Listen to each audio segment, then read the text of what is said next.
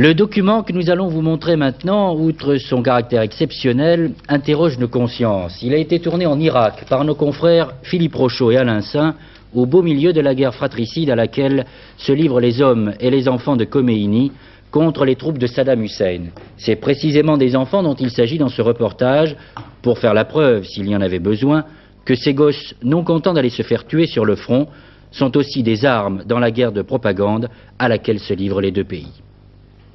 Sous les portraits du président Saddam Hussein, 6 enfants, combattants iraniens capturés sur le front, ont été présentés ou plutôt exhibés devant la presse. Car les conditions dans lesquelles s'est déroulée cette rencontre étaient humiliantes pour ces enfants de 12 à 14 ans, encerclés par les flashs des photographes et les objectifs des caméras. Ils avaient été capturés sur le front à l'est de Bassora quelques jours auparavant. Ils portaient encore leur tenue de combat qu'on leur avait lavée. Et ils passaient ainsi de la guerre à l'atmosphère feutrée d'une salle de conférence.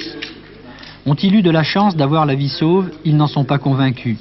L'ayatollah Khomeini refuse de récupérer ses fils de l'Iran car ils auraient dû, dit-il, mourir au combat.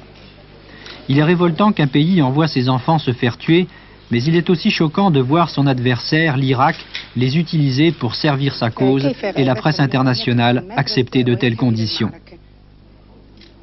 Nous ne pourrons avoir le contact avec ces enfants que par l'intermédiaire de cet homme qui filtre les questions. Mais les réponses ont été préparées à l'avance, notamment quand on demande aux enfants comment ils ont été engagés dans cette guerre. C'est à cause d'une grande propagande dans le pays, va répondre ce garçon de 14 ans. On m'a obligé à combattre. On nous a dit « allez vous battre pour l'islam ». Mais parfois c'est la bavure. Ils répondent par exemple qu'ils ont quitté l'école pour aider leur père, alors que les autorités irakiennes veulent leur faire dire que les écoles ont été fermées afin d'envoyer les enfants sur le front. L'interprète officiel va même démentir les propos de ce garçon. Ce n'est pas la vérité, elle ne dit pas la vérité. Alors que peut-on croire dans les réponses de ces enfants? La gêne est évidente chez tous les journalistes qui participent à cette mascarade et une certaine honte apparaît dans les comportements.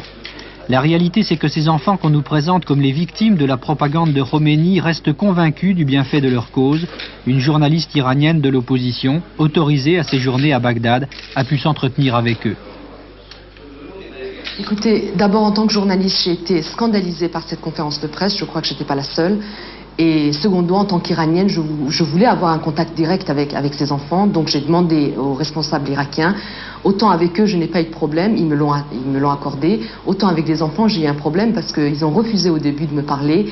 Ils m'ont demandé de respecter la tenue islamique. Donc j'ai porté le chador avant de pouvoir leur parler.